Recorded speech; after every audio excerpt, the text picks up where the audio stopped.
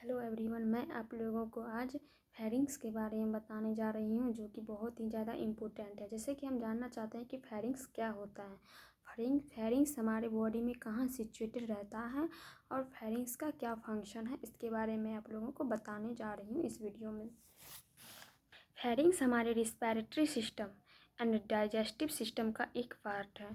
Pharynx का other name pharynx को हम दूसरे नाम में हम इसको थ्रोट के नाम से भी जानते हैं। फेरिंग्स को हम थ्रोट के नाम से भी जानते हैं, जिसकी लेंथ होती है 12 से 15 सेंटीमीटर एंड चौड़ाई होता है 3 से 3.5 सेंटीमीटर, 3 to 3.5 सेंटीमीटर, यानी कि 3 से 3.5 सेंटीमीटर इसका चौड़ाई होता है और लेंथ होता है 12 से 15 सेंटीमीटर।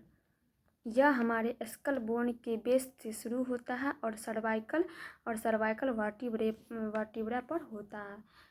ये फेरिंग्स जो हमारे स्कल बेस से शुरू होता है और सर्वाइकल यानी कि C6, सर्वाइकल C7 होता है, तो सर्वाइकल C6 वर्टिब्रा पर यह सिचुएटेड होता है। अब हम आते हैं फेरिंग्स के टाइप्स पे। तो फेरिंग्स के कितने टाइप्स होते हैं उसके बारे में जानेंगे। तो फेरिंग्स के 3 टाइप्स होते हैं, नेजोफेरिंग्स, ओरोफेरिंग्स और लैरिंजोफेरिंग्स। तो नेजोफेरिंग्स होता है जो नेजल कैविटी के पीछे रहता है, और यह नेजोफेरिंग्स जो है सो हमारे ओरोफेरिंग्स से कनेक्ट रहता है। इसका फंक्शन होता है हमारे रिस्पायरेशन में हेल्प करना। अब आते हैं ओरोफेरिंग्स। ओरोफेरिंग्स क्या है, इसके नाम में ही हमारे मीनिंग छिपा हुआ है, जैसे ओरो यानी ओरल। तो ओरोफेरिंग्स हमारे ओरल कैविटी से जुड़ा हुआ रहता है। अब आते हैं लैरिंजोफेरिंग्स। लैरिंजोफेरिंग्स क्या होता है और कहाँ सिचुएटेड रहता है। तो लैरिंजोफेरिंग्स हमारे लैरिंग्स